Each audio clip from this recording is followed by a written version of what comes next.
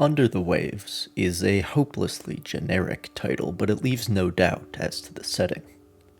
The game it describes seems, on the surface, to be just as bare bones. It has only 4 voiced characters, including one very soft-spoken protagonist, and about 5 hours worth of optional, open-water exploration that is essentially no different from that found in Maneater. There is no combat in Under the Waves, though it does have an underwater version of the rats from A Plague Tale. The primary threat you face is suffocation. You play as Stan, a deep-sea diver working for the oil drilling company Unitrench in a retrofuturistic 1979, and you are working. You wake up in the morning, make some coffee, check in with Tim, and see which routine missions are scheduled for the day. Then you head out into the blue to do them, along with however much exploration you feel like. When you're done, the lights of the life module, visible from most parts of the map, beckon you to return.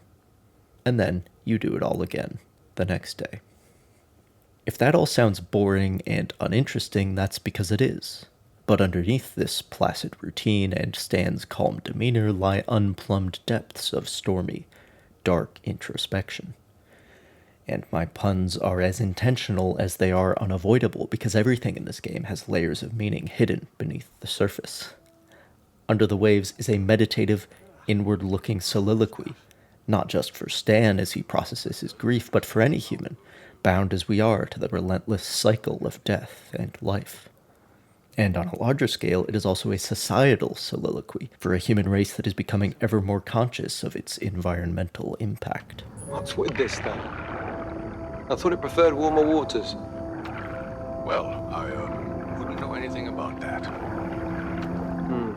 The environmentalism here ranges from thinly veiled to painfully overt, but instead of lecturing, this game is able to simply show you the consequences that are usually hidden under the waves.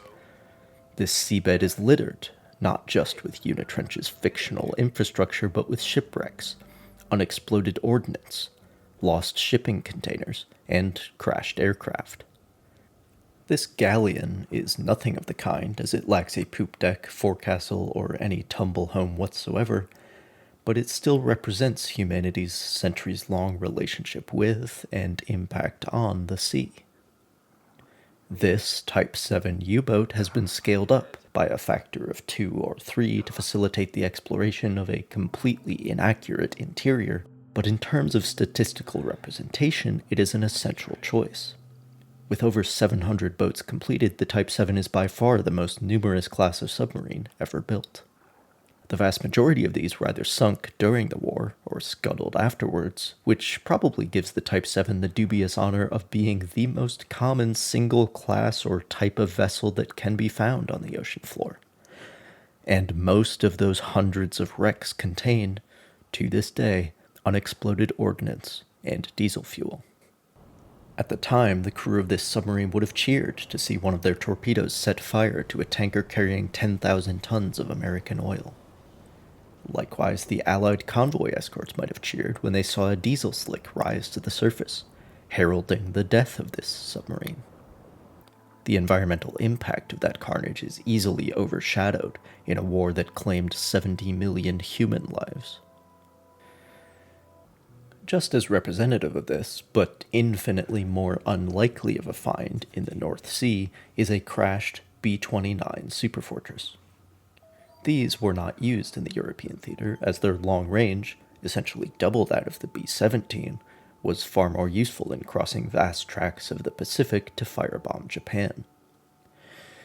The B-29's presence here, however, might be a subtle hint about the environmental consequences of the nuclear age, and it wouldn't be the only one. At one point, the TV in the life module shows footage from the Baker test of Operation Crossroads, which was the first non-airburst nuclear detonation. In fact, that bomb was set off underwater.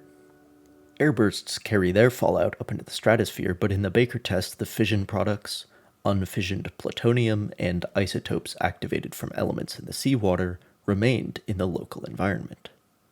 That means they entered the marine food chain. We often forget, in confronting the specter of nuclear holocaust, that we are not the only species in danger of extinction. But I digress. Nuclear pollution may be hinted at here, but the primary pollutant that Under the Waves concerns itself with is oil. Stan works for an oil company, and at various points he is involved in causing, cleaning up, or trying to prevent oil spills. As the storm up top wreaks havoc with Unitrench's infrastructure, the chance of ecological catastrophe steadily climbs. All those creatures, dead 1,000 years, the lifeblood of the planet, judged up for what? Oil symbolizes death in this story, not just because it comes from death, but because it can cause death. When they die, algae and plankton sink to the bottom of the ocean, along with the carbon trapped in their bodies. Additional layers of sediment compress this organic material into oil over millions of years. Paradoxically, this liquid of death was the lifeblood that powered the economic growth of the 20th century, but it also fueled machines of war such as the Type 7 or the B-29. But you don't have to put oil into a killing machine for it to cause death. It can have a devastating impact on wildlife if spilled, and inadvertent human or animal deaths are commonly caused by motor vehicles. In fact, Under the Waves eventually reveals that Stan lost his daughter, Pearl, in one such accident. It has been 3 years, and he still seems stuck on the first stage of grief. She haunts his dreams, and it is left to the player to decide whether certain events are supernatural phenomena or metaphorical hallucinations. It is easy for Stan to make excuses for this, as there is, indeed, very little that we understand about the ocean. He does not change much in our time with him. He is stuck in a sort of self-imposed, isolationist purgatory. He continues to wallow, in bachelor-like fashion, in an increasingly messy life module. But he is not a bachelor. Emma tells him over the phone that she is pregnant.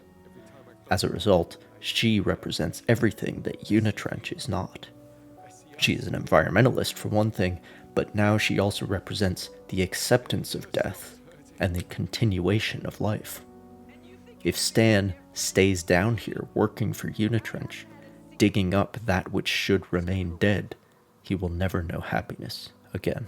Daddy, where will John Paul go John Paul? now?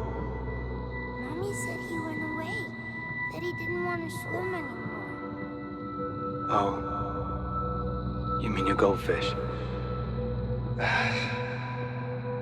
Well, John Paul died, Pearl. Died? Yeah. We all die, sweetie.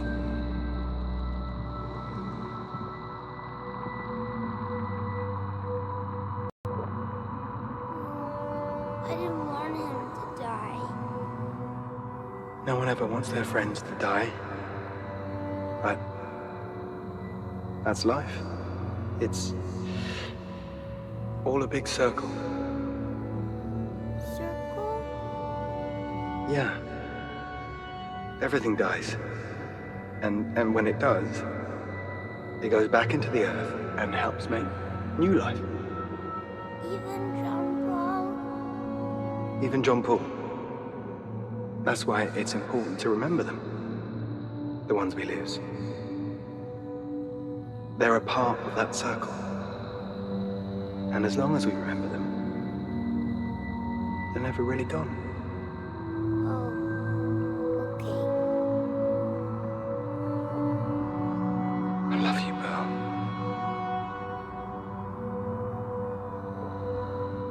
I said before that Stan does not change much, but that is because all of this is just a prelude to one single climactic exercise of player choice. You essentially get to decide whether Stan does change. You can choose Pearl, or the illusion of her, which means choosing to linger in death and the past. Presumably, this also means the death of Stan himself, but we never get any solid answers as far as that's concerned. The other choice is not a denial of death, nor an escape from it. It is an acceptance of death as a part of the circle of life. Leaving Pearl, leaving unknowns to be unknown, and the past to remain in the past means choosing Emma, life, the surface, and the future. Some things, like million-year-old plankton, should just stay dead. Under the Waves lives or dies by the power of that story. Pun fully intended. While I was quite willing to immerse myself in the meditative exploration of this undersea space, the open-world design is rather formulaic. While parallels could be drawn between the submersible moon and the ship in Outer Wilds, this game lacks the diegetic sense of discovery so foundational to that one. Quest markers are always present, and sonar pings reveal nearby locations of importance. We've seen this all a million times, the only novelty is in the setting. Fortunately, however, none of that exploration is required to complete the game. Similarly, the resource economy and crafting systems are quite shallow and do not affect the story. The anxiety of suffocation when divorced from the trusty moon does serve a narrative purpose, but the game just gives you everything you need, and you will never actually run out of oxygen sticks. Unless you try hard enough. And, again, there is no combat. The story is the only thing that matters. The exploration is essentially just recreational, and that's what it feels like. As far as performance goes, it's about what one expects for a new game in 2023. There are a few bugs that the developers are actively fixing, but I only encountered one progression stopper. It did, at least, have the decency to make it spectacular, so I will leave you now with that footage. Enjoy.